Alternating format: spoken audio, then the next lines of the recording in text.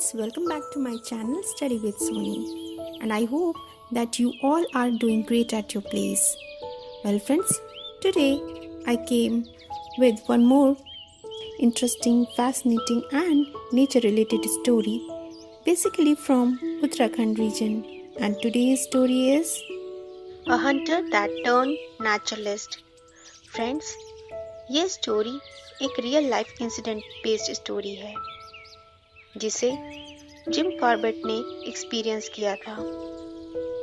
Friends, but before starting the story I would like to request you all that कि अगर आपने अभी तक मेरा चैनल सब्सक्राइब नहीं किया है तो आप चैनल को सब्सक्राइब कर लीजिए और शेयर भी करिए अपने दोस्तों में.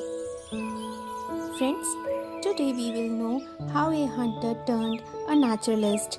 Friends, हंटर क्या काम करता है यह सब आपको पता है, पर अगर हंटर अपना काम ना करके मीन्स हंट ना करके एनिमल्स को, वो इसका उल्टा ही करे और जानवरों को न मारने की बजाय उन्हें सेव करे और उनके नेचुरल हैबिटेट को कंजर्व करे, यह बहुत ही अजीब लगता है सुनने में.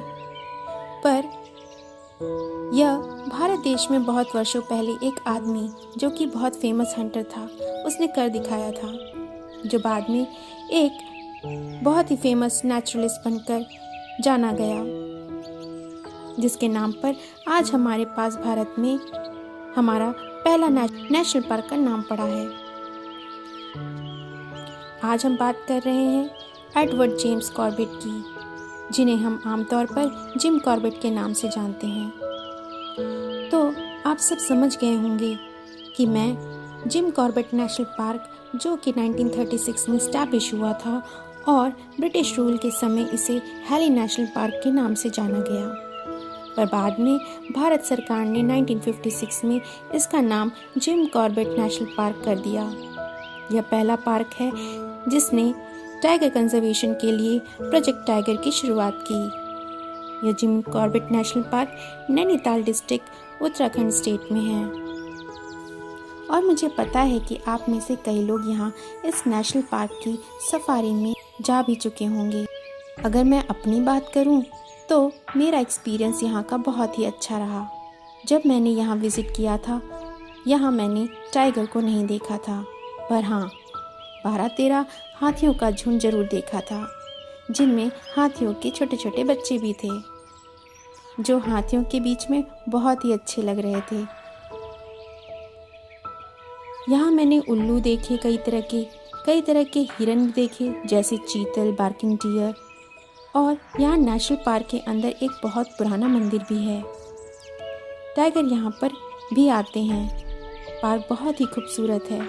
सच में यहाँ विजिट करने पर ज़िंदगी का आनंद एक अलग ही लेवल पे हो जाता है और जंगल को एक्सप्लोर करने का मन आपका बढ़ता ही जाता है.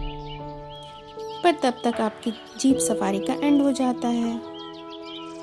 जंगल को दोबारा विजिट करने का मन आपको हमेशा ही करता रहता है, खास तौर पर जिम कॉर्बेट नेशनल पार्क की बात करें तो.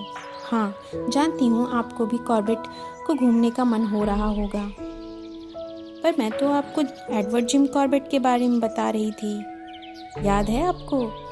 हाँ, तो फ्रेंड्स, जिम कॉर्बेट जी के कई पेशे थे. वे एक वाइल्ड लाइफ फोटोग्राफर थे जो जंगल और उसके आसपास के जानवरों की तस्वीर लेने में माहिर थे, और वे इसका शौक भी रखते थे. उनका टाइगर जैसे जंगली जानवरों के साथ एक बहुत ही अच्छा खासा एक्सपीरियंस था. उन्होंने अपने फिल्मी कैमरे से कई तस्वीरें भी शूट की थी जंगली जानवरों की. आमतौर पर एक शिकारी खाने या खेल के लिए जंगली जानवरों का पीछा करते हैं और उन्हें जिंदा या मरा हुआ पकड़ते हैं, पर जिम ने कभी भी इस तरह का अपना इरादा नहीं रखा था, क्योंकि वे जंगली जानवरों को मारना पसंद नहीं करते थे. वे इन जंगली जानवरों से लोगों की रक्षा कर उनकी मदद किया करते थे और इसीलिए उन्हें शिकार करना पड़ता था. सरकार ने उनसे अपने लोगों को बचाने के लिए जानवरों का शिकार करने की रिक्वेस्ट की थी. जिम कॉर्बेट का मानना था कि शिकार करना मनुष्य के नियमों के विरुद्ध है, प्रकृति के नियमों के विरुद्ध नहीं है. उन्होंने जंगली जीवों की प्रशंसा अपनी कई पुस्तकों में की है। उन्होंने मैन ईटर टाइगर और लेपर्ड का शिकार भी किया था। वे आमतौर पर अकेले शिकार किया करते थे और जिसके लिए वे जंगल में पैदल ही चलना पसंद करते थे। वे अपने पालतू कुत्ते रॉबिन को भी अपने साथ ले जाया करते थे। वे एक अच्छे ट्रैकर थे, मतलब जानवरों को वे उनके निशान पहचान कर अनुसरण करते थे और जानवरों की गतिविधि पर ध्यान दिया करते थे। दूसरे, वे नेचुरलिस्ट भी थे, मतलब कि वे जंगली जानवर और पेड़ पक्षियों को उनकी विशेषताओं को जानने और समझने का शौक रखते थे और उनके बारे में पढ़ाई भी किया करते थे। तीसरी बात उनके अंदर यह थी कि वे एक बहुत ही अच्छे राइटर भी थे, मतलब कि वे जानवरों के बारे में किताबें लिखना पसंद करते थे जो उनके अपने खुद के एक्सपीरियंस थे और इसी वजह से इनकी लिखी हुई किताबों की स्टोरीज रियल इंसिडेंट पर बेस्ड हैं। वे फिक्शन नहीं हैं, रियल फैक्ट्स हैं। जिम कॉर्बेट अपनी सभी स्टोरीज के माध्यम से यही बताने की कोशिश हमेशा करते हैं कि वे मानते हैं कि टाइगर दूसरे जानवरों का शिकार करते हैं, लेकिन जब टाइगर बूढ़ा हो जाता है या इसे चोट लग जाती है तो यह तेज नहीं दौड़ पाता है, जिसकी वजह से यह दूसरे जानवरों का शिकार नहीं कर सकता। क्योंकि मनुष्य अन्य जानवरों की तरह तेजी से दौड़ नहीं सकता, इसलिए बूढ़े घायल टाइगर्स के लिए मनुष्य आसान टारगेट बन जाया करता है।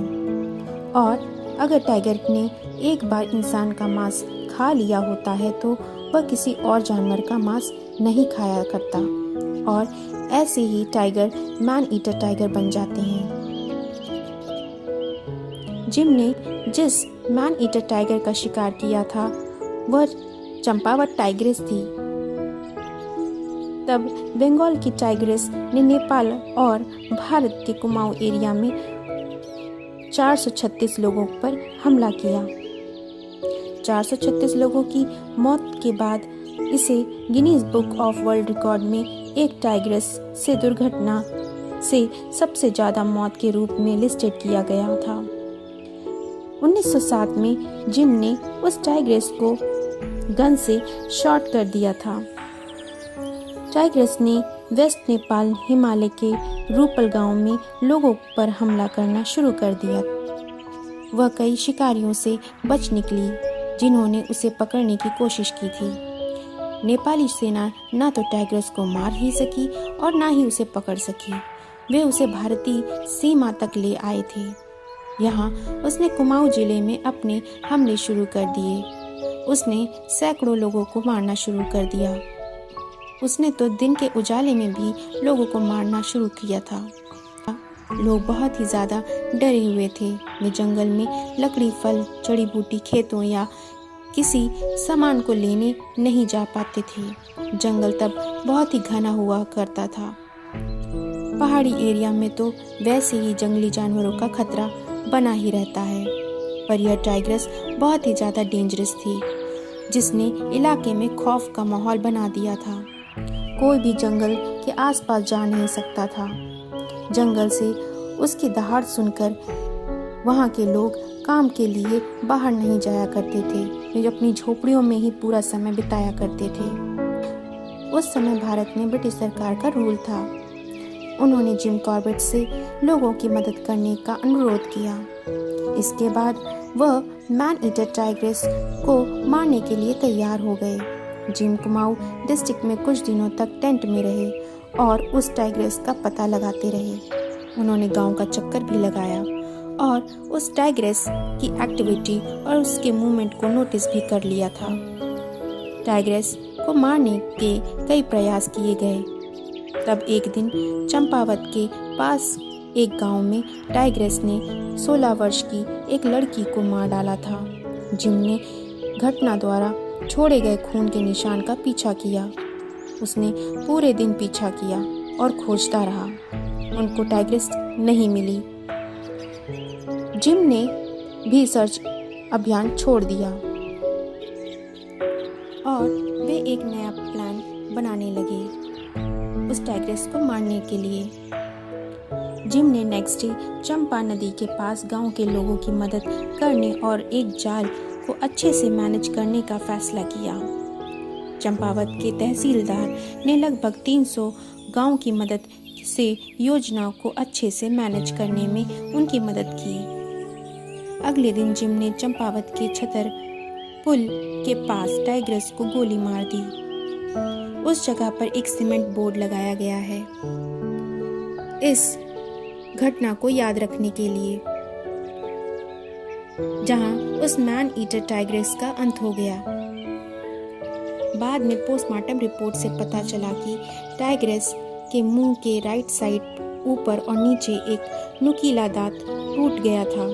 यह चोट किसी शिकारी की गोली के परिणाम स्वरूप थी। शिकारी ने गोली तो मारी, पर वह इस टाइग्रस को पूरी तरह न मार सका था और कॉर्बेट को यह फील हुआ कि यह टाइग्रस अपने नेचुरल शिकार का शिकार बंद करने का बहुत बड़ा ठोस कारण हो सकता है, और इसी कारण उसने अपने भोजन के लिए मनुष्य पर शिकार करना शुरू कर दिया था।